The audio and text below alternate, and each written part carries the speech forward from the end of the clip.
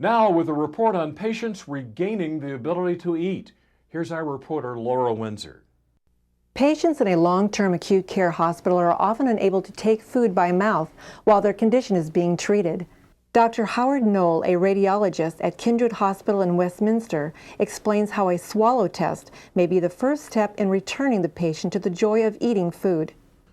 There are varying kinds of swallow tests. The test that we're talking about is a modified barium swallow.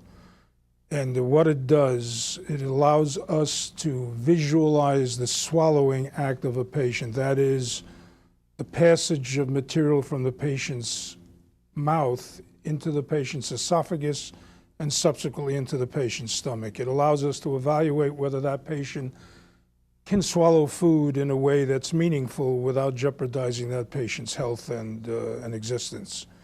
So basically what we've done is derive a method to evaluate the act of bringing food into one's mouth and passing it through the mouth and into the esophagus. The patients vary. I mean, certainly people who have had strokes and have been unable to swallow because of the stroke, as they become rehabilitated, we want to see at what point they can then begin to be fed by mouth rather than by tube feeding or by intravenous feeding. We also deal with the patients who have been chronically ill, who have not been able to eat, and in the course of their treatment, you would like them to gain nutrition.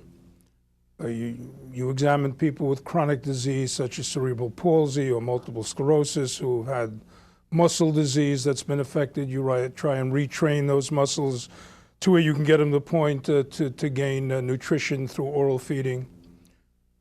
Remember that it's gratifying for a patient, no matter what his history has been, to be able to eat, to enjoy the taste and feel of food. Even if the nutrition is no greater, there's a lot of satisfaction achieved by that patient in being able to swallow. The patient is seated in a chair. There's an X-ray tube that's beaming across the patient so that we see the patient from the side.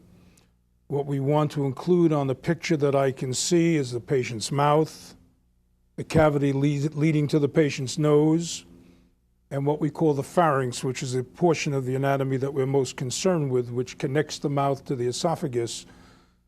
And we have the speech pathologist who will be there delivering a varying assortment of food materials to the patient so that I can watch the swallow.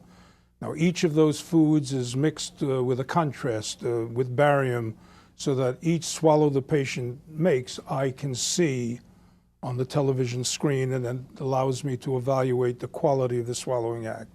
Even if a patient fails the overall test, it's certainly possible that in the sequence of foods that we administer to the patient, they could swallow the first 3 or 4 of those foods in a relatively normal fashion, and then on the 5th or 6th food have trouble. In those patients, even though they failed the overall exam, we may put those patients on a diet that excludes the kind of material they failed on. And quite often with those patients, we can be successful in giving them a nutritional diet.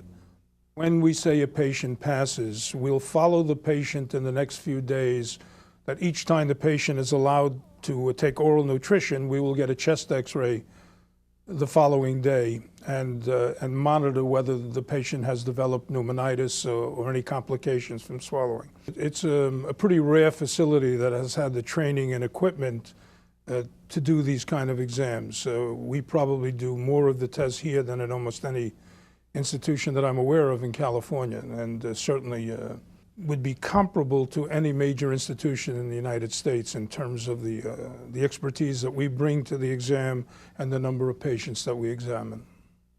It's really too early to tell exactly what our success rate is. In the future, obviously, we'll be mobilizing all the data that we've achieved, and we'll probably be publishing a paper to see exactly what our success rate has been and how it compares to others.